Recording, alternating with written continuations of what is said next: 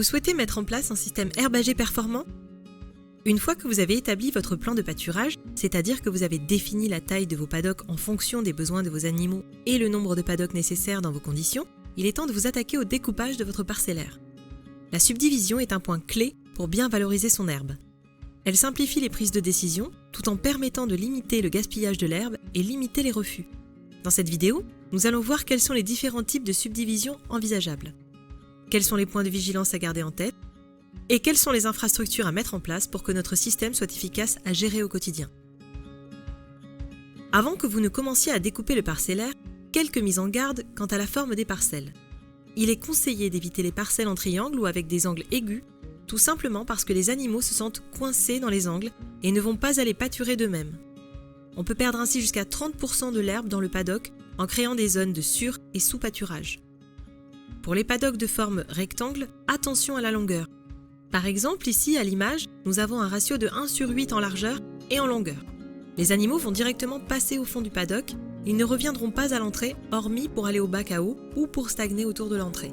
À la sortie des animaux, on observe clairement des zones de surpâturage et des zones de refus. Mais sur le long terme, on risque surtout de dégrader la prairie, de perdre en qualité et créer des différences de fertilité au sein du paddock. Donc, l'idéal reste la forme la plus carrée possible. Dans cet exemple, 2 paddocks en longueur pourraient être resubdivisés en 2 paddocks avec un ratio de 2/4. Pour le paddock rectangle, on se fixe un ratio à ne pas dépasser de 1/4 en largeur et en longueur. On voit que la répartition des animaux sera beaucoup plus homogène et que toute la biomasse sera valorisée sans pour autant favoriser des zones de surpâturage. Il faut donc retenir qu'on évite de découper les paddocks avec des angles aigus, préférez les rectangles avec un rapport maximum de 1 largeur pour 4 en longueur. Pensez également à isoler les zones selon leur hétérogénéité. Pour le découpage de votre parcellaire, nous conseillons 2 types de subdivision, l'une en paddock fixe et l'autre en couloir avec fil avant et fil arrière. Pour commencer par les paddocks, ce sont des parcelles fixes desservies par un chemin où les animaux pâturent de 1 à 3 jours.